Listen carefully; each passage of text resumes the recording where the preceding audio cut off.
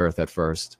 The great Richard Wagner is here, ladies and gentlemen, with $3. Thank you, brother. And he writes, what advice do you have in dealing with anti-whites who openly call themselves anti-white after engaging in conversation with one of these MLB?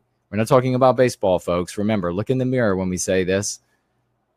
And one of these MLB on campus, they said they are anti-white because excuses, essentially, right? Well, you just say, well, thank you. You should make sure that everyone knows that you're anti-white. Don't bother. You have an excuse to be anti-white. Good for you. Tell folks, start off with the fact that you're anti-white when you have a conversation with them. Make sure everybody knows that you are anti-white. In fact, can I get you on video saying that you are anti-white so that we can share it with everybody? That's a good thing when you are speaking with somebody who said, and the sooner they tell you they're anti-white, the better, because then you can move on. You can, if you want to, you can say, like if it's somebody who's with an MLB person, they're probably not going to come around. But remember, I had one of those people, a half black, half white woman who came after me.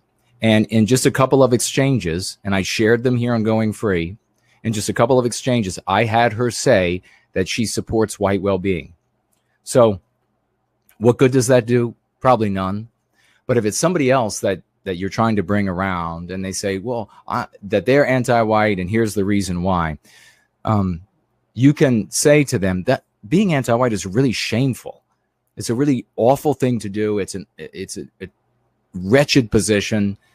And are you also anti and name some other groups? Because it would be just as wretched to be anti all of those other groups. And then you can walk away. Sometimes that, especially if it's a white person, they really don't like that. They're really not comfortable with feeling immoral and like the bad guy. And that's what they are in our story. I don't give a damn what they are in the anti-white narrative. That's not my world. That's not our world. We decide with our willpower what our world is, what that story is. Remember what I said early in the program. They can take everything but that story from you. Everything.